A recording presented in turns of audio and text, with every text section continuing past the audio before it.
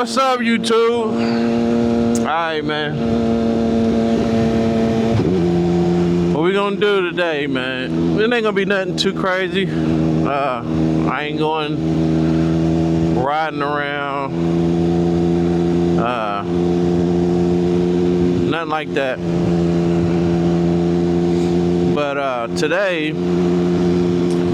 we're gonna do a reintroduction or just an introduction of who I am. I don't think I even did one yet. I haven't did a video on who I am, kind of sort of where I'm from, you know. Nothing like that. So what we gonna do, man? We're gonna talk about who Weezymoto is,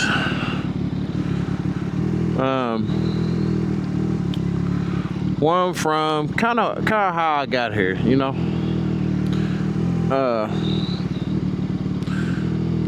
Try not to make it super duper long, but as you can see, it's taking me forever just to get out my damn street.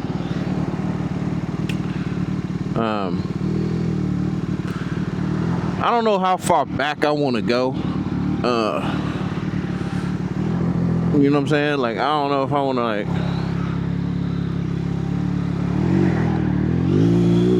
taking way too long.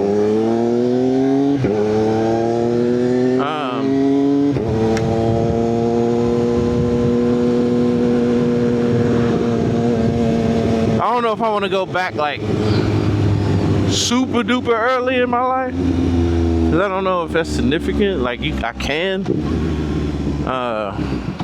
but I'll kind of skim through it, I guess.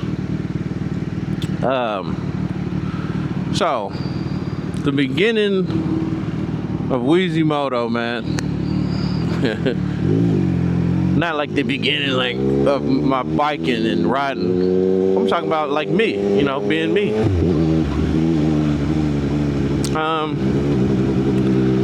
Let's start off as early as I can remember.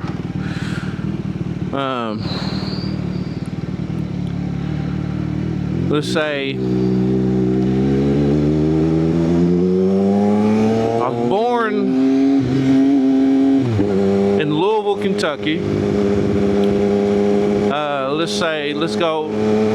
My original birthplace in Louisville, Kentucky was a place called Newburgh. I don't think I've ever did a video on Newburgh yet. But started off in Newburgh when I was born. My mother and father, I don't know if they was together or if they wasn't. I don't know. But let's say, you know, my mother, her name was Jean Thompson. My father's name was Wayne Mumford. I guess my father and mother wasn't together, so I took my mother's last name, which was Wayne Thompson. I was a junior. My father's name was Wayne Allen Mumford. And I started off with my mother's name. I guess my father wasn't around like that. You know, they had it hard. I don't really want to judge. They both passed away. Rest in peace. And, you know, they had trouble raising 3 kids. They had 3 kids. I'm trying to remember as much as I can. I'm trying to skim through it. You know, they had trouble. They got into drugs, stuff like that. This was around early 80s. If you know what era that was, then you understand what I'm talking about. You know, we didn't stay with them. Ended up having to move in with my aunt and grandparents. And once I did that, my aunt she ended up, you know, falling victim to substance abuse herself, and wasn't able to keep me. And of course, my grandparents they were just too old to do it. So we ended up having to be taken away, put in the system. Going to the system, you know, me and my two sisters. Somehow, this is what I heard. I don't remember a lot of this, but somehow I ended up on the news. I don't know how, don't know when, I don't know where, but I ended up on the news, and a family saw me, and they came and picked me up the next day. I don't even think I spent that long in the system. I was picked up and brought to, you know, the home I grew up in. All right, and if y'all want to know where that is, you can go back into my videos. You'll see the house I grew up in. You'll see the neighborhood and all of that. Let's fast forward from there. You know, I grew up, got old enough, started smelling myself, and went out on my own. Well, not on my own, but I got to high school, played sports, played football. You know, I was one of those goofy kids, one of them kids that just class clown all through school, from elementary. Once I found out I could be funny, kind of ran with it. What's funny is it don't show up in these videos. I guess I'm a little older now. I don't do the goofing around as much as I used to. Oh, now you go, right when you fucking...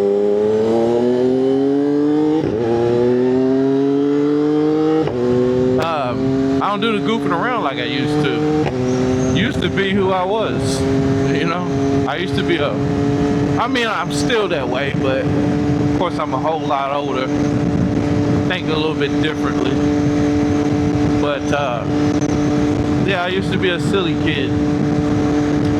Once I found out I could, you know, hide my pain with humor, I think that's what it was. I was always mad, man. I was a little mad-ass little boy. I was always mad and upset.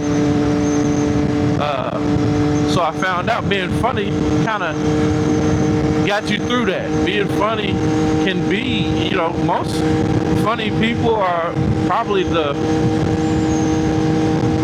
most emotionally damaged people in the world, if you believe that. The funniest person you know probably going through the most. And it's kind of what was going on with me. So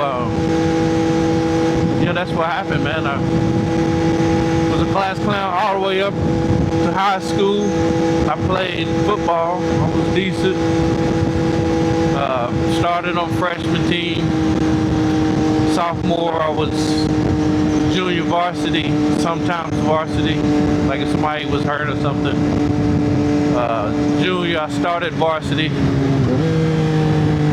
And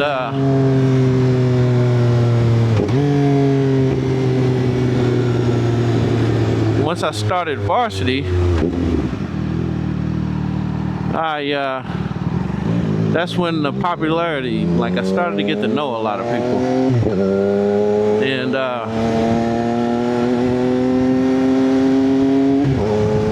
started trying to meet, have friends and stuff like that, you know.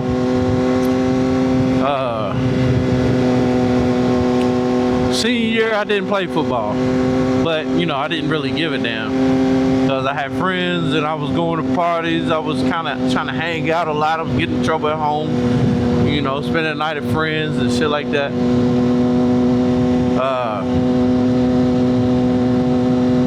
And then during all of that, I got into some trouble. You know what I'm saying?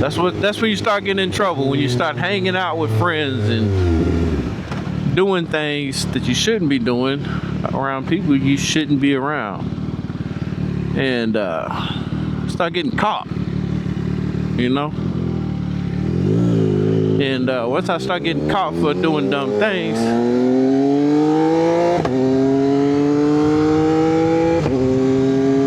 that's when, you know, my mother started putting me out, don't come home, stay at friends, wherever you at, stay over, blah, blah, blah. And some of the people that I used to hang with was like, you know what, join the military. So that's what I kind of did. I started looking into the military. Maybe this would keep me out of trouble. Maybe this would give me something else to do rather than hang out and hang around people that's doing the wrong thing and keep getting caught. Because a lot of shit I was getting caught for I wasn't even doing. And it's part of growing up, man. It's a part of a lot of kids and young adults' life, man. A lot of these kids aren't who people might think they are. You know what I'm saying? A lot of people call these little boys YNs. And a lot of them ain't even YNs. They just around people that do bad shit. And they getting caught up in it.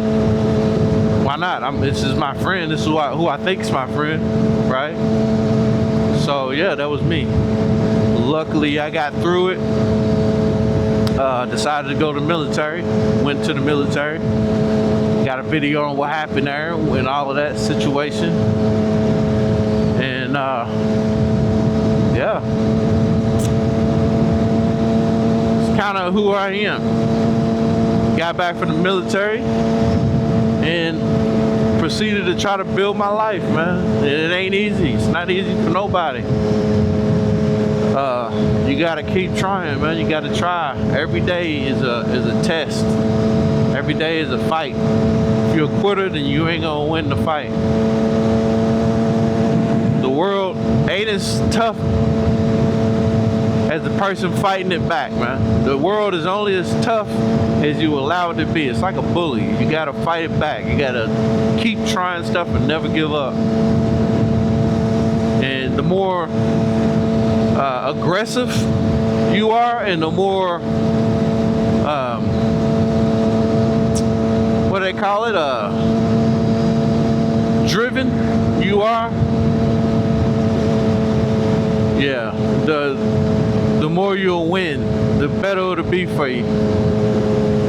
So if that's not a decent analogy, I don't know what else I can come up with. The more aggressive you are with the world, the more driven you are, the more you fight back, the more you're gonna get out of it, because the world ain't as tough as you think it is. The world's only tough if you allow it to push you around, you know?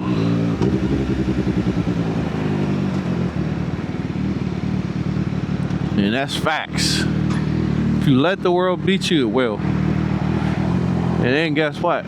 It won't stop beating you. It'll beat you down until you don't want to get up no more. It'll beat you all the way down. It won't stop. And that's what you want to instill into your kids or anybody, younger brother, cousins, anybody you care about. You just tell them never give up. The world will only keep trying to drive you into the ground, man. The world is trying to kill you. And that's facts. The world is just trying to kill you.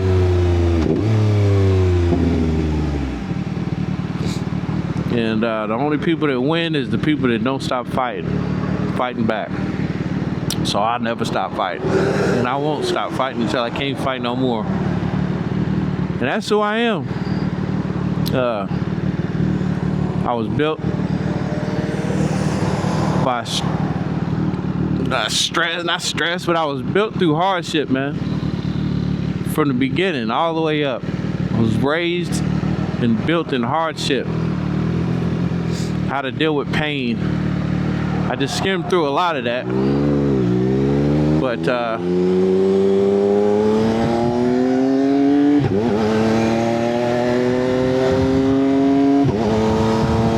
a lot of that pain is what sculpted me into what I am now.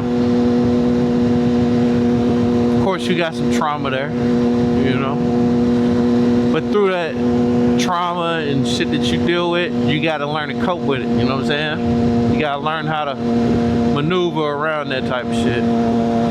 Some people let the trauma invade their brains, makes them be bad people when they shouldn't be, you know? And it makes them horrible people. You don't want to be a horrible person. Horrible people never stop getting that energy given back to them, and it turns them into evil people. If you're a bad person, the world will definitely send bad people your way.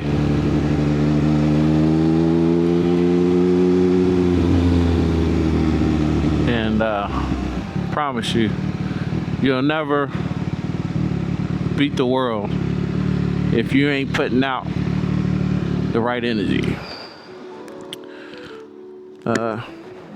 We'll do a quick little conversation. It ain't nothing big, man.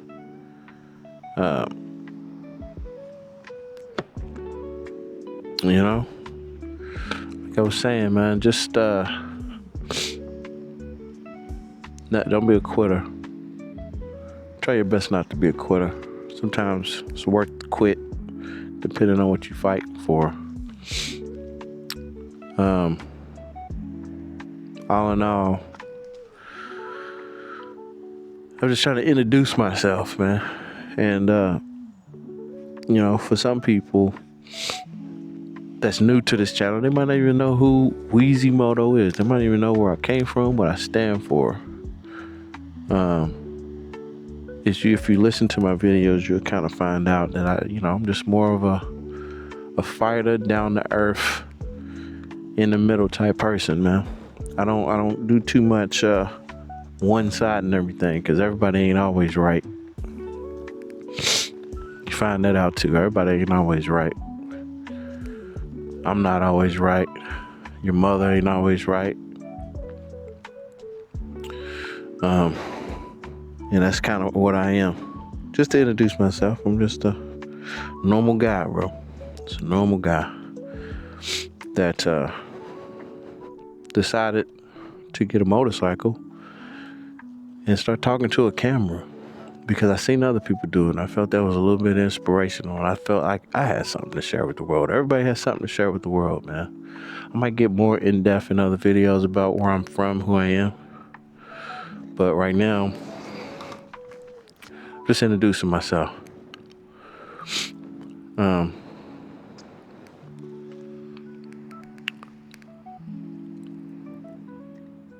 What I believe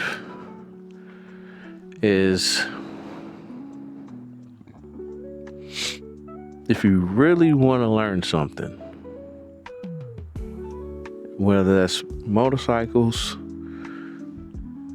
relationships, your job, anything, if you really wanted to learn something, you can. You have to put it in your mind that that's what you want to do first, though. And I think I came from that. I learned from this guy I used to live with on my come up. And I don't know if I ever told him.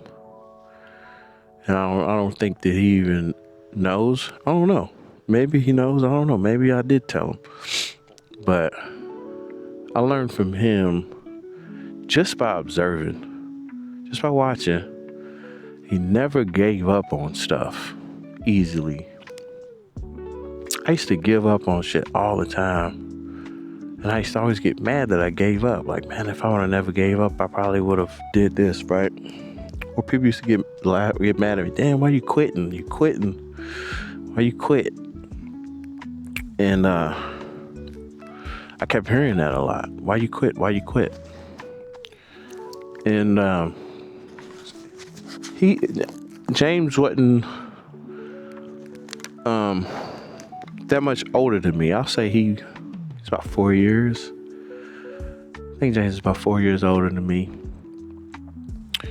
And one thing I've seen and I noticed about him, he never quit, no matter how hard things got. And I'm not talking about life. I'm talking about, I don't give a damn if it was a screw that he was trying to, because sometimes I would have an issue, like with my car. I want to put speakers in my car, right?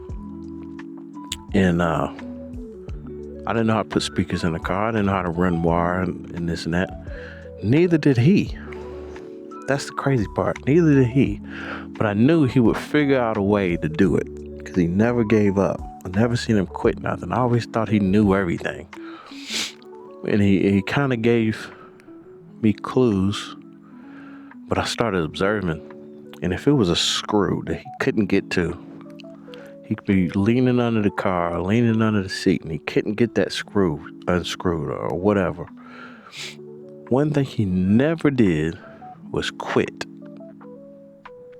And just by seeing that, damn, he can't get this screw. He is literally sweating. He's mad as fuck. He can't get this screw, but he won't quit trying to get it. He won't stop. He just keeps getting another tool, finding out how he can get to it, moving this out the way. Might have to take your whole seat out, Wayne. I don't want to, but I might do it.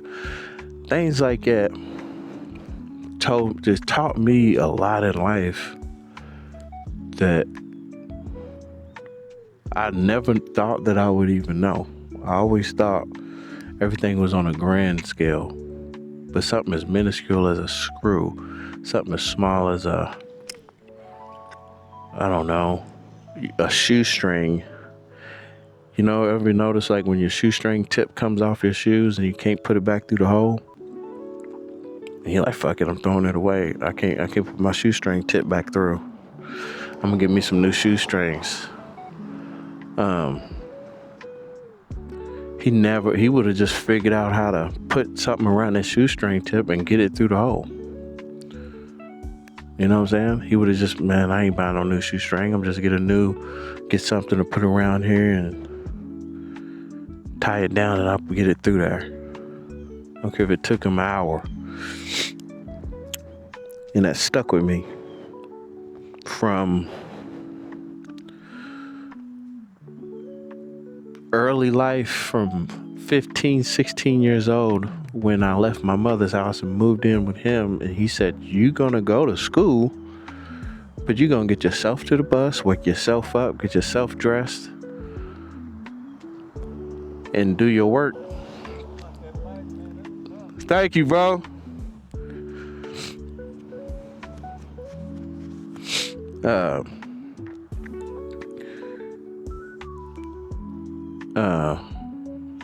People like his bikes, but like I was saying,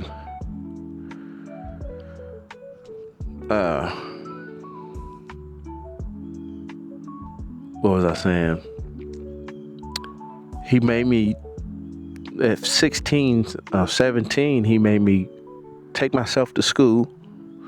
He made me do my own work, make sure I was passing my classes, go to work, get myself home. He said, I ain't doing nothing. You're going to do it on your own.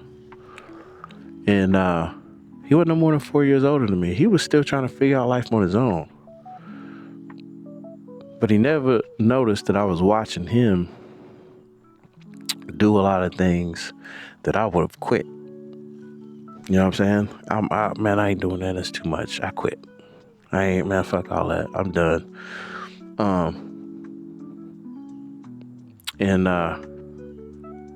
Once it kind of registered to me, it didn't really hit me until I got back from the military, because I quit the military. You know, I quit. I got out. I don't want to get in. I ain't going back doing another 4. I quit. Fuck that. It's too hard. You know? And I regretted it. But it kind of stuck with me, watching him all them years, and then coming back home, kind of staying with him a little bit off and on, and he's still doing the same thing, still the same way, never quit, never stopped on anything. And then I just kind of picked that up, like I'm gonna be like James when he tried to get that screw put in my car. I'm gonna be like James when he was cutting the grass and his lawnmower kept breaking and he just kept getting under there trying to fix it. What's wrong with it? I'm gonna have to take his whole thing off. I'm gonna redo this so I can get this grass cut, and he'll get it done. It might take him 3 hours to cut that grass, but he'll cut that grass and get it done. And I watched that growing up as a young man. Never quit nothing. And that's why, if you think about it, this is why I got this tag. That's why I got that tag. Never quit. I'm gonna start selling hoodies. That's my motto. That's why I always say that about everything. Never quit nothing, man. Never quit. That's what I mean when I say that. And I learned that from a guy named James. I ain't gonna say his last name, but if you ever comes across this video, you know who I'm talking about. And it's kind of who I am. I don't quit nothing. I don't quit. I learn and I move to something else that I might do better at. But whatever the construct is of what I'm trying to do, I never quit. And I think, if anything, that's more of an introduction of who I am and what I stand for, what you should do. You might not have to take that motto, never quit. You might start your own thing. But that's what I stand for. I don't quit nothing. I learn from it and I'll carry it over to something else. So it's my video. I don't know if my camera cut off over there, but that's my video. And it's over with. It's Weezy. I'm out this motherfucker.